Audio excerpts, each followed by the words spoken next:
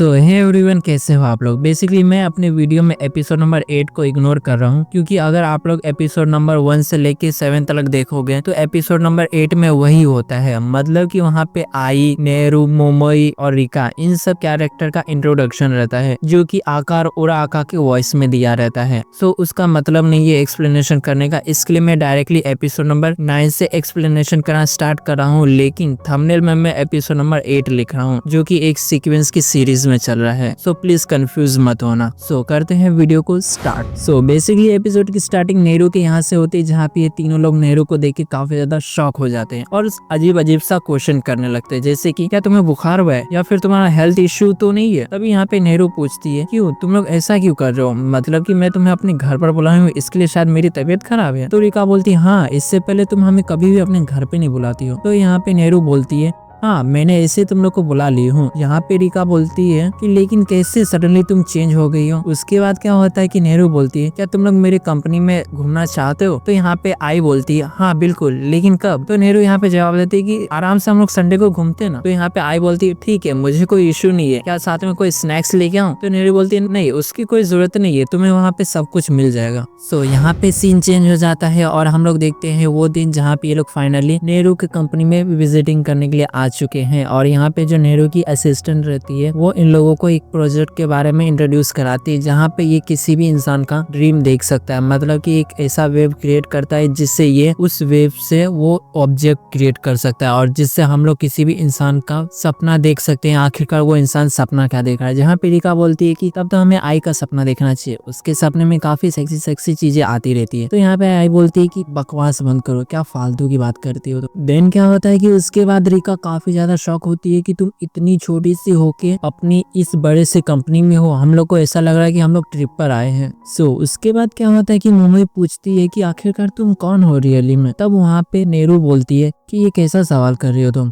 सो नेहरू की असिस्टेंट जवाब देती है और कहती है, क्या तुम लोगों ने ग्रुप कॉल प्लेटी के बारे में सुना है। तो यहाँ पे मोमोई बोलती है, हाँ शायद से मैंने सुना है, वहाँ पे हाई आईक्यू लेवल के लोग ही रहते हैं ना। तभी वो असिस्टेंट जवाब देती है, कहती है कि हाँ, तुमने बिल्कुल सही कहा, यहाँ पे हाई आईक्यू लेवल वाले मेंबर ही ज्वाइन रहते हैं, जैसा कि आपको नेहरू दिख गया होगा। तो यहाँ पे मोमोई काफी ज्यादा शॉक हो जाती है कि नेहरू, मतलब कि तुम्हारे पास काफी ज्यादा हाई आईक्यू लेवल है, काफी स्मार्ट हो यार तुम। सो उसके बाद नेहरू बताती है, हाँ ऐसा इसलिए है क्योंकि मैं आर्टिफिशियल इंसेमिनेशन से पैदा हुई हूँ। सो बेसिकली क्या है कि नेहरू एक्चुअली में एक आर्टिफिशियल के थ्रू पैदा हुए हैं, ना कि उसके पेरेंट्स है और ना ही किसी ह्यूमन के बीच कोई रिलेशन है। तो उसके बाद मोमोई कहती है, अच्छा इसलिए मतलब तुम कह रही थी कि तुम्हारे पेरेंट्स नहीं है। एंड देन क्या होता है कि ये लोग दूसरे फ्लोर पर फाइनली पहुंच चुके हैं और वहाँ पे नेहरू के रूम देखते हैं, जहाँ पे ये लोग काफी ज्यादा एक्साइटेड रहते हैं और यहाँ पे नेहरू के रूम में काफी नई नई चीजों से इन लोग की मुलाकात होती है। सो देन ये लोग यहाँ पे खाना खाते हैं और रिका बोलती है कि यार नेहरू काफी ज्यादा लकी है जो कि इतनी बड़ी कंपनी को चला रही है। सो उसके बाद नेहरू कहती है कि मैं तुम लोगों को अपने एक न्यू फ्रेंड से मिलाना चाहती हूँ। सो तभी नेहरू एक अपने फ्रेंड से मिलाती है जिसका नाम रहता है कोटोबुकी, और वो बताती है कि जिस तरीके से मैं पैदा हुई ना जापान प्लेटी में, सेम उसी तरीके से ये भी पैदा हुई है। सो देन क्या होता है कि नेहरू बताती है कि ये मेरी फ्रेंड कोटोबुकी है और इसका जन्म वैसा ही हुआ है जैसा मेरा हुआ था, मतलब कि ये भी आर्टिफिशियल के थ्रू ही पैदा हुई थी। ये एक डॉक्टर साइकेट्री थी, इससे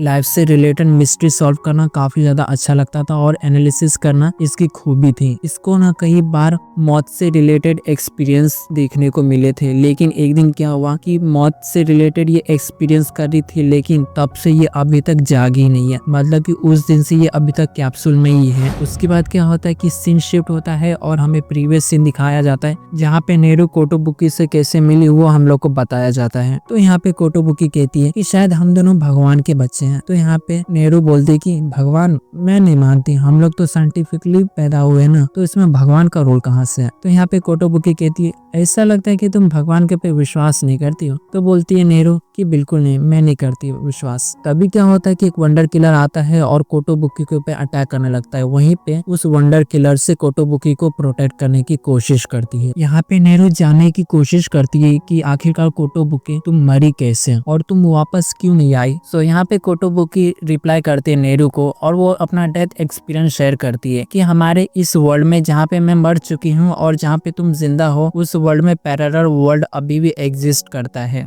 उसके बाद क्या होता है कि वंडर किलर इन दोनों को पे अटैक कर देता है और यहाँ पे कोटोबुकी थोड़ा सा इंजर्ड हो जाती है। उसके बाद नेहरू क्या बोलती है कि तुम बिल्कुल भी चिंता मत करो, ये चोट जल्दी हील हो जाएगा और मैं तुम्हें जल्दी उस स्टैचू के थ्रू वापस लेके आ जाऊंगी। उसके बाद कोटोबुकी कहती है कि जो मेरा बॉडी है ना, उसको गवर्नमेंट को ले जाने बिल्कुल भी मत देना, उस कंटेनर को किसी को छूने भी प्लीज मत देना। मैं नहीं चाहती हूँ कि मेरे बॉडी को कोई भी अडल्ट आदमी आके हाथ लगाए, ये तुम्हारी जिम्मेदारी है। उसके बाद वो वंडर किलर उन लोगों पे अटैक कर देता है और तभी नेहरू बोलती है कोटोबुकी को कि मुझे समझ नहीं आता है कि आखिरकार तुम इतनी मतलबी कैसे हो सकती हो, मुझे छोड़ के कैसे जा सकती हो तुम आखिर।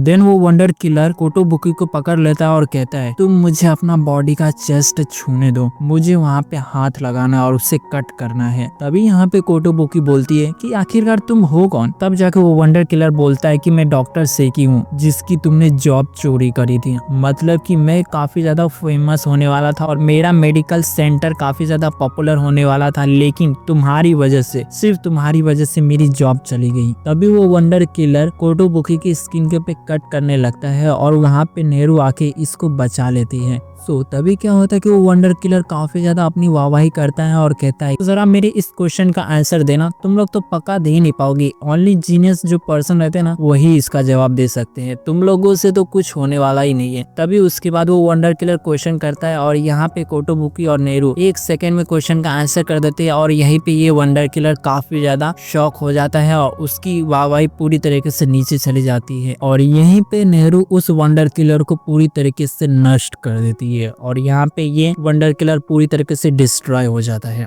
तभी बाद में सीन शिफ्ट होता है और हम लोग को पता चल जाता है कि ये सारा कुछ हम लोगों को एक टीवी प्रोजेक्टर पे शो हो रहा था। उसके बाद सीन आई के इधर का आता है जहाँ पे आई बोलती है कि इसका यही मतलब है कि कोटोबुकी अब नहीं रही और वो मर चुकी है। उसके बाद नेहरू बोलती है कि हाँ, और हम लोग एल्बिनो है, मतलब कि हम लोग एक काफी ज्यादा बड़े प्रोजेक्ट है और अगर हम लोग मर भी जाते ना तो गवर्नमेंट आके हम लोगों को ले लेती है और हम लोगों पे काफी ज्यादा रिसर्च करते हैं और हम लोग काफी ज्यादा एक्सपेंसिव होते हैं। इसके लिए मुझे कोशिश करना है कि आखिरकार मैं इसको बचा सकूं और गवर्नमेंट के हाथ ना लगने दूं। तो यहाँ पे रिका गुस्से में बोलती है कि लेकिन यार तुम इसके साथ क्या करोगी, मतलब तुम इसे मारने का सोच रही हो, लेकिन रियल वर्ल्ड और एग वर्ल्ड दोनों काफी ज्यादा डिफरेंट होते हैं और उसमें मारना और यहाँ पे मारना टोटली अलग है। उसके बाद नेहरू कहती है कि तुम लोग को लगता है पता नहीं ये पहले से मर चुकी है। तब मोमो बोलती है भले ये मर भी चुकी है लेकिन इसको देख के लगता नहीं है कि मरी हुई है, ये शायद से सोई हुई है, तुम इसे इस तरीके से नहीं मार सकती हो और मैं ये नहीं देख सकता तुम्हें किसी लड़की को मारते हुए।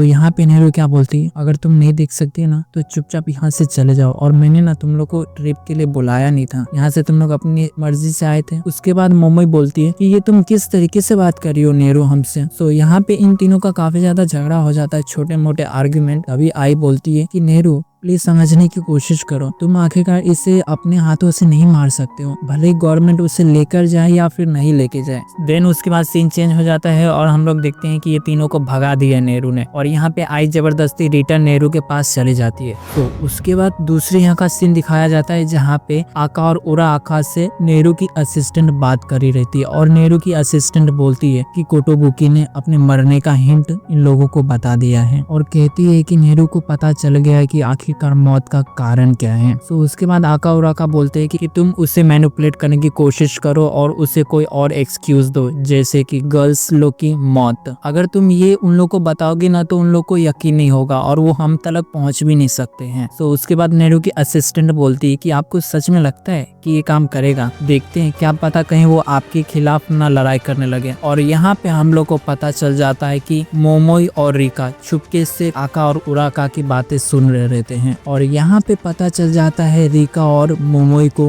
कि ये आका और उराका और नेहरू की असिस्टेंट ये सारे लोग मिले हुए हैं। तभी उसके बाद आका और आका को कहता है कि आखिरकार वो तुम ही थे ना जिसने नेहरू को कोटोबुकी को एग वर्ल्ड में बुलाया था। तो उसके बाद आका बोलता है कि हाँ, वो बस कोइंसिडेंस है। उसके बाद क्या होता है कि हमारा ये एपिसोड यहीं पे एंड हो जाता है।